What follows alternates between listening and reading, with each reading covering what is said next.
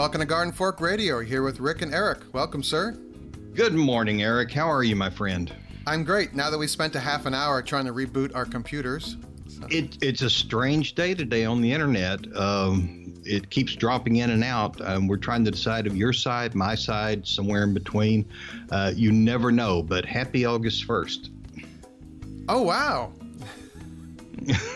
I was just getting through July. I know. But we've had some wonderful weather here. We had a front push through. Yeah, it'd been 104, 105 for several days in a row.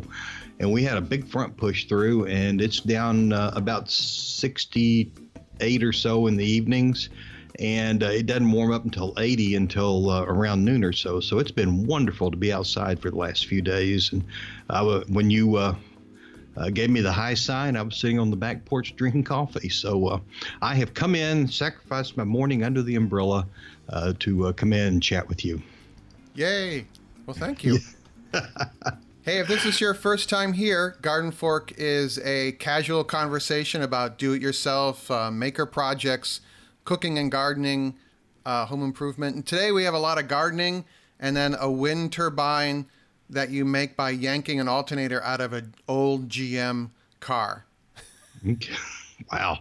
Okay. You know, we get mail, and we love getting mail from people. So be sure and write us at, what is it? It's radio@gardenfork.tv. There you go. And just to say hi, or if you have a question, of course, a lot of the mail load probably is switched now to the Facebook Garden Fork question and answer page group. But still, it's always great to get one. We got one from David in Weatherford, Texas. Who I emailed. We email back and forth quite a bit, actually. Oh, really? Yeah, he's a good guy. Yeah, well, I like him. He likes me, so he gave me a compliment, so I'm thrilled.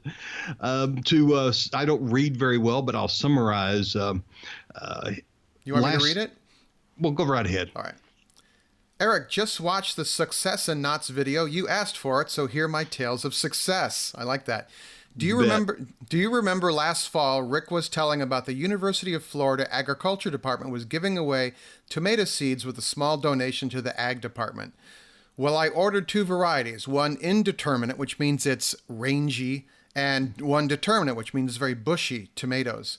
I think they only had the 2. I started the seeds in January in my greenhouse, all germinated. So I had about 30 plants. In mid-March, I planted 25 in a 4-foot by 30-foot raised bed. I gave away 5 to the neighbor. On April 14th, I had my first green tomato appeared. Between mid-May and June, we picked 20 to 30 pounds of tomatoes nearly every day. Huge tomatoes, 2+ pound tomatoes from one set, and 8 to 12 ounce tomatoes from the other. I have never had such a successful crop. We gave away sacks of tomatoes. I'm a big hit at my doctor's and dentist offices. Definitely a success. We have canned gallons of tomatoes, sauces, and other tomato recipes. When the heat hit the 1st of July, all of the blooming stopped. I'm going to trim back the wild vines, those are the indeterminate ones, and put them back in check and see when the fall weather comes if they will bloom again. Rick was spot on. Yeah, Rick was spot on with his recommendation. They were great plants, and that's from David, who lives in Weatherford, Texas. Oh, thank you, David, and I appreciate the good words. But it all goes to you and your skill and the wonderful plants we get from, or the seeds we get from the University of Florida. It's called Klee, Klee Lab, Klee Labs. They are breeding a better tasting, fungus-resistant tomato. And mine, I'm about 30 days behind David, and mine are just coming in. I have 15 plants, and they're just coming in, and they are the tomatoes are huge. They're healthy. Nothing is eating on them, and I think I'm going to mirror David's success, maybe at a slightly smaller scale, since he has about twice as many plants as I do. But I am just so amazed. And if you want some of these seeds, like say for a small donation to the Klee laboratory at the University of Florida, and you can look it up on the internet, they will send you a package of seeds that you can put in your refrigerator this winter. And stay over the winter, get them out in the spring, and plant them and germinate them. And some of the best tasting, best growing tomatoes I've ever had. But thank you, David from Weatherford. Now, do you have to give some feedback back to the University of Florida? Are they asking for that kind of thing? You bet. They want to know how they're doing in different parts of the country. And so you don't have to give it, but they really encourage you to let them know. But frankly, if it will grow in Florida, probably will grow almost anywhere, because I've never seen the blights and the kind of things that they have down there, even up here. So it's a pretty rough place to grow tomatoes. That's some citizen science going on there. It is. It is. I'm always glad to see citizens doing interesting things. I love that. And we've had a hand in that, you know? We have. Several people comment on the Garden Fork group on Facebook that they're using these tomatoes and getting really good success out of them. If you want to come to the Garden Fork group, you just type in Garden Fork Discussion Group on Facebook. And it's a closed group. We have to approve to let you in because we have problems with spammers. And it's just a bunch of fun people. There's a woman named Wanda up there who been posting a lot of interesting stuff lately. And just kind of names pop up. But you can, if you have some pictures you want to share or ask a question, right there. And David, who is a patron, is on there or not. I don't know if everyone wants me to use their last name, so I'm not. Right. Oh, by the way, we have a new Patreon supporter, Nicholas H. I'll just say that. He knows who he is, and I will be sending him a little thank you. And Rick is a patron as well, right? You bet. I'm paying to talk on the radio. Information about supporting Garden Fork. It's kind of like NPR, PBS. It's a monthly donation. I asked for $3 a month, which is like a magazine subscription. And that's at patreon.com/gardenfork, or the links will be in the notes of the show here. So thank you to Nicholas. And by the way, another Garden Fork Patreon patron, Scott, who is our Canadian agronomist, will be on the show soon. And he's been doing some interesting things. He posts a lot of stuff on Twitter about, he just takes these, I think they have a drone now. So there's these giant fields that he grows of interesting stuff. It's pretty cool to watch. Oh, wow. You know, I've thought about getting a drone. I've put it off so far, but I've got the bug. Yeah, there's the yin and yang. I love the cinematography abilities of it, but I think there's a potential for doing stupid things or bugging your neighbors. So well, but out there at the country house, you should on your country estate, you should not be bothering the neighbors too much.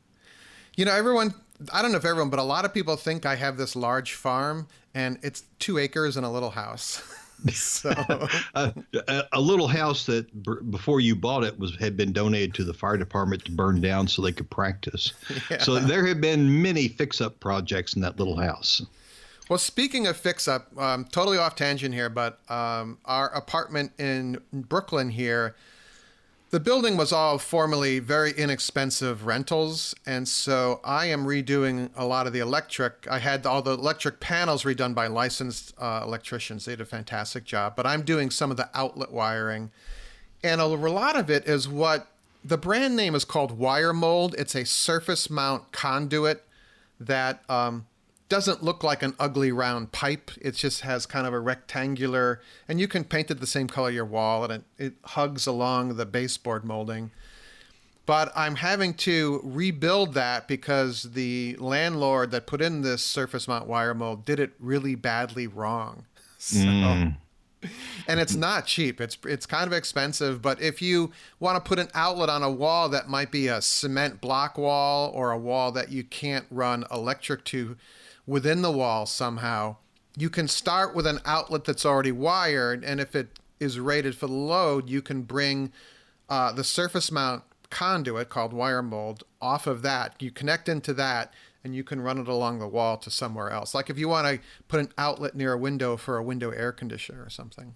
Right. So, well, now you said that the previous owner had kind of messed it up. How do you mess something like that up? You have to have a continuous ground. The conduit functions as a continuous ground. and that was not happening. And they used mismatched parts. There's two different kinds of wire mold. There's a older kind that's flat and thin, and then the newer kind is kind of more built up. And then they kind of caulked it together around the corners, and it's just horrible. And they put 14 gauge wire in it, and I want 12 gauge wire in it. Right. So. Yeah. There's no reason not to go with 12 gauge wire.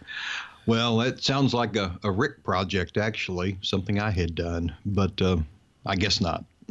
So I saw a couple interesting things in Mother Earth news. When I travel, I go to the airport, and my guilty pleasure is buying magazines.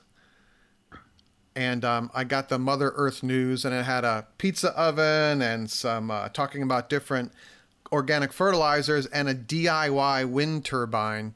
And I still would like a wind turbine, maybe in my roof or something. But this fella, he literally took a 12-volt alternator out of a 1985 Buick LeSabre, right? Which has a new cars, the fan that cools the radiator is electric. And on old cars, the fan is powered by your engine. It has a belt, the fan belt, as it is called. For good reason. Right. So he hacked together a big radiator fan with an alternator from the same car, and he used a giant washer basically to mount he took the fan clutch out, which controls the fan on the fan belt, and he put this thing up in the air, and it seems to work. The beauty of it is car alternators most of them have a built-in voltage regulator, so it will put out 12 volts DC instead of going up to 30 volts and down to 8 volts kind of thing. Right. So you can run you could downstep that to charge your phones, you could run your laptop, you can run 12-volt light bulbs, like all those RVs run on 12 volts, and they have light bulb systems for that, compact fluorescence, and also LEDs, I'm pretty sure. And I just thought, I was enamored by it. I will link to it in the show notes here, but you can buy some pretty fancy wind turbines that are hundreds and thousands of dollars, and this guy, he just made it work. And you need some what are called deep cycle batteries, which are golf cart batteries. Or you can buy the expensive solar ones, but you want batteries that are used to going almost to being dead and then charged back up again. Your regular car battery is not designed for that. It's not designed for deep discharge. So car batteries will burn out quickly. And lots of times these kind of wind turbines have been around since the 70s. I'd see them a lot on cruising sailboats back in the 70s down in the Caribbean when we'd visit. And one of the things they do is they use 6-volt car batteries, and then tie them together in series to make 12, because they're essentially golf cart batteries. Yes. And they you can just take them down to nothing and charge them back up. They're just as rugged as they can possibly be. But yeah, it's a good idea.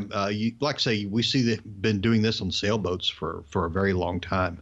But yeah, it would be a fun project to do. Getting the clutch to disengage or take it off has always been my problem with looking at that. Yeah, well, you just go into your shop and you have all your mechanic tools, Rick. And It's called a ball peen hammer in my case. If I can't hit it with a hammer, I might not be able to get it off. So did you have on your sailboat, did you have a little wind turbine or? I had a wind turbine and had solar panels on both of them on the sailboat. Had 2 solar panels in the wind turbine. So at anchor, we could make just tremendous amounts of wind. And in the Caribbean, if you're down in the stream of things, you can keep your batteries topped off with no problem at all. Sweet. I love that.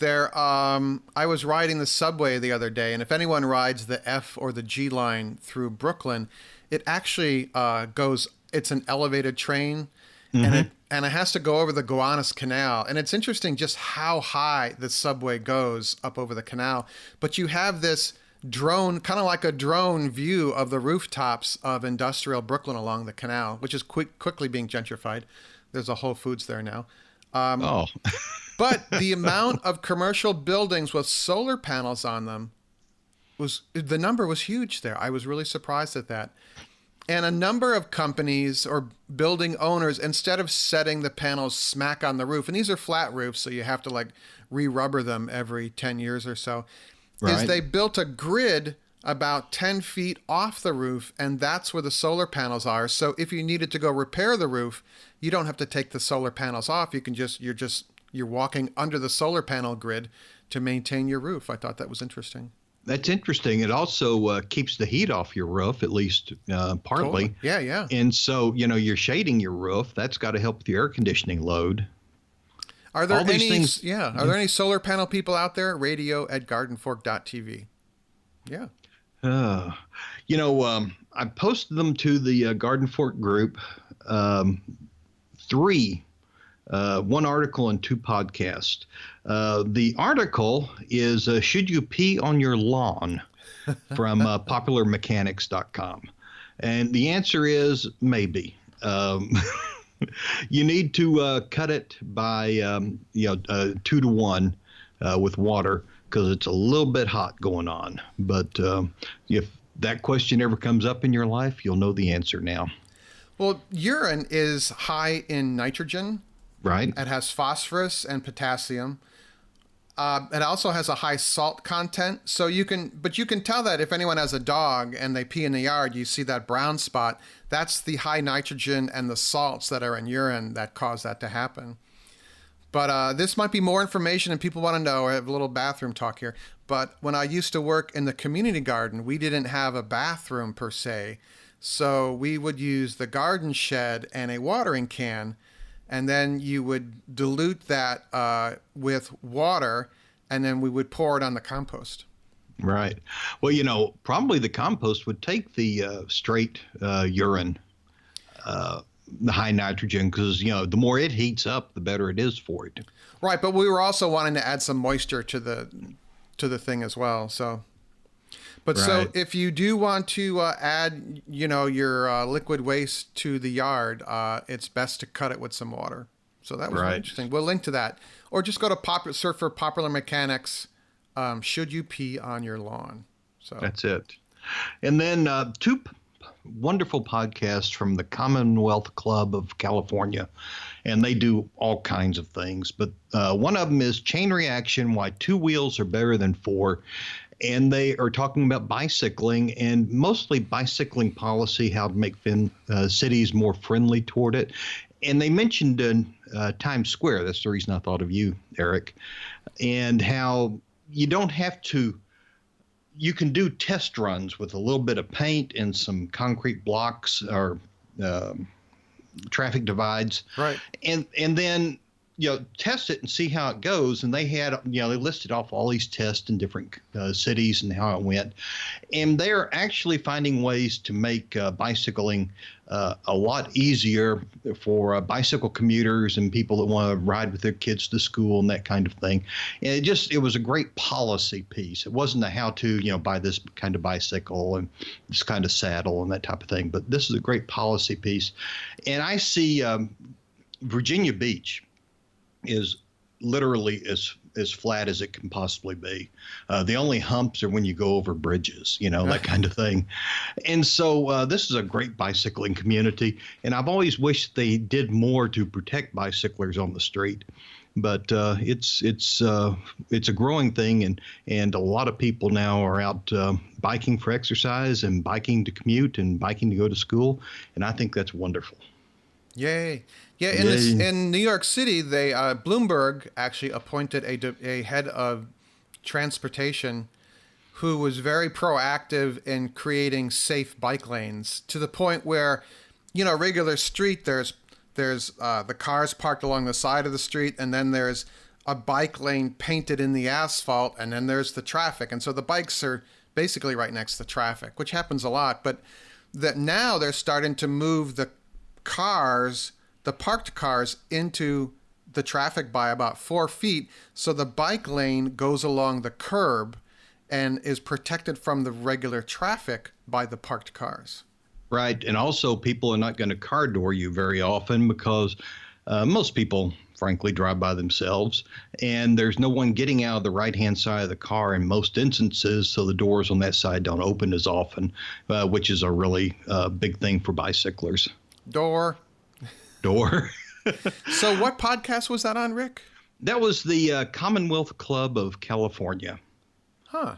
And they do all kinds of interesting things. In fact, there's a second one that I just am in the middle of listening to, and it's Age-Friendly Cities and the Future of Aging, which is, again, from the Commonwealth Club of California.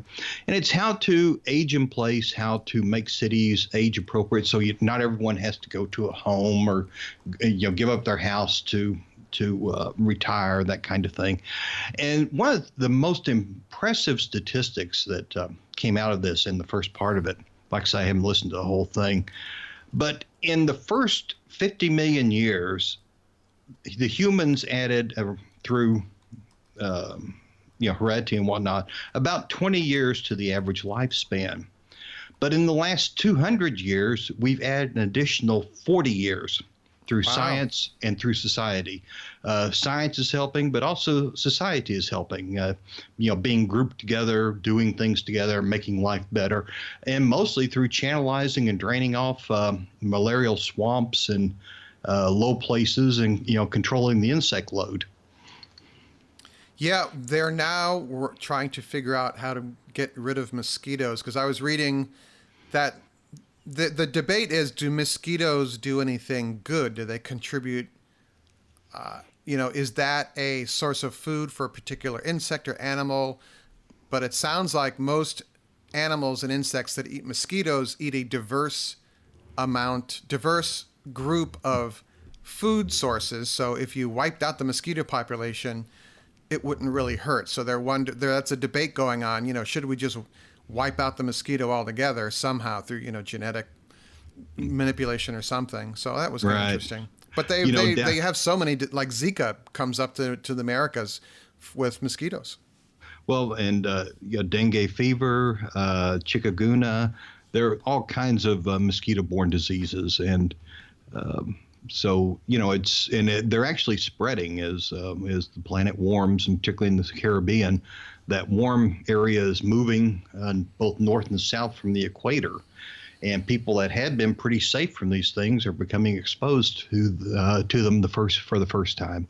And also, as it warms, mosquitoes are, people used to go to the top of mountains. That's the reason Jefferson built Monticello on the top of a mountain, is because the mosquito load was heavy below it, but they didn't climb up the mountain because it wasn't that warm. But now the temperature's climbing up the mountain a little bit, and so the mosquitoes are coming with it, and you see that all over the world.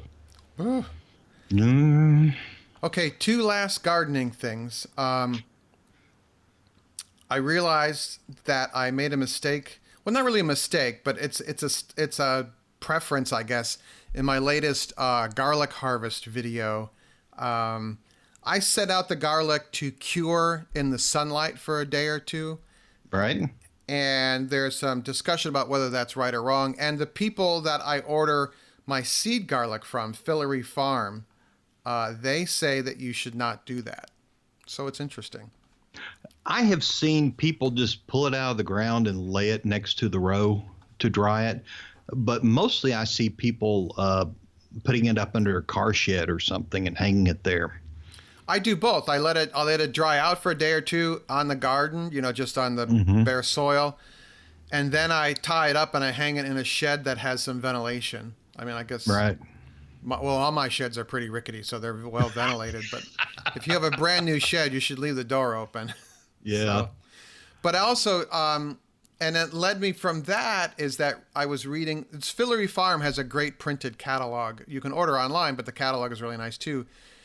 And half of it is like a how-to on how to grow garlic. And I had forgotten this year that garlic in its early spring stage needs a lot of nitrogen. And I could put, a time-released organic pelletized fertilizer on there. But then the Mother Earth News had an article about the best natural organic fertilizers. And they have a chart of them. And I found that the highest nitrogen containing fertilizers are blood meal, which they say is a good source of nitrogen but smelly. I don't know. I don't think blood meal smells to me, and bat guano, which is high in nitrogen, phosphorus, and trace minerals. Have you ever tried those? I've never tried either of those. I did put Epsom salt on my tomatoes here. I treat them every 3 weeks with a little bit of a tablespoon of Epsom salt, which is magnesium, Yes. in truth. And that is really helping my tomatoes. It makes them a little bit sweeter, and they are growing like crazy. Do you add any kind of fertilizer to the tomatoes, or? Frankly, I use the pelletized time release fertilizer. Which is just mostly, fine, yeah, which mostly is because I am a lazy gardener. Yeah, I don't know if people have heard that before, but Rick is a lazy gardener, and it's working like a champ right now. The other one that's pretty high, is horse manure, which has more nitrogen in it than cow manure. Yeah. Thomas Jefferson even commented once that asparagus needed twice the horse manure of anything else in his garden. It just ate it up. So if you got asparagus, try to find some horse manure. Yeah, go to your local stable. They will happily give it to you. Yeah. Fresh off the horse. Well, it has to, You got to cool it off a little bit. yeah, you got to let it sit for I would think like a year or so. Yeah. You don't use it right away. Of course, if you're doing a hotbed, horse manure on the bottom, straw on top, and then your seedlings above it with a lid on it of some sort really will generate the heat to keep your seedlings warm in the winter. And you can get an early start on spring by using quite natural products. In the end of the article here, the Mother Earth News article, it says feeding the soil and plants with nothing but NPK, which is nitrogen, phosphorus, and what's the K? Nitrogen, phosphorus, and potassium. Is like feeding your kids nothing but soda. Soil and people need a balance of nutrients. The studies have shown that 80% or more of all synthetic nitrogen applied to the soil will be volatilized or leached out. Well, volatilized means it's vapored off. Mm-hmm. And the 10 or 20% that does reach the plant will be harmful. Well, I don't know about that, but Right. Other You gotta do studies, something. Yeah. other studies show that an excess of chemical fertilizer slows or even stops the activity of microflora and microfauna, such as beneficial bacteria, algae, fungi, and other microorganisms. And so don't overfeed your plants. Right. The secret of good gardening is to prepare the bed ahead of time. Yeah. And, dig in different kinds of nutrients and lots of compost, which is a great source of nitrogen most of the time. And, kind of do it as naturally as you can to get all the right kind of mix of the different minerals, trace minerals, and whatnot. It's actually interesting. pH. This goes back to a little tribute to Garden Fork scientist Tony. The soil acidity is the key to releasing most of the micronutrients and minerals in your soil to make them available for the plant. Too high a pH, and it's too base. And these things don't work. Too low a pH, and it's acid. Maybe I got that backwards, which is high and low. But Acid and alkali, yeah. Yeah, also acid and alkaline. But too low, and the same thing happens. It locks up the micronutrients. Even though they're there, the plant can't use them because the pH is wrong. And as Tony likes to say, life is all about moving that electron to the next level, and that's what you're doing with the pH. You have to unlock it and let the electrons move back and forth. Huh. Wow, that was quite a deep dive there, Rick. Well, I got that all from, like I said, Garden Fork scientist Tony. But soil science really is a science. Maybe you and our Canadian friend can chat about that the next time he comes up. Well, Scott will be on next week. He is an agronomist. I owe him an email. Yeah, he is an agronomist. He'll know all about this. Yeah. All right. Also, we have Will from the Weekend Homestead coming on soon to update us on his renovation, which is coming to an end now. So, Yeah, you just dropped out for about 5 seconds, so I think maybe we ought to take this opportunity to say bye-bye. Yeah. All right. See you later, everyone. Thank you very much. Talk to you later, my friend. Bye-bye. Garden Fork's theme music is used under license from uniquetracks.com.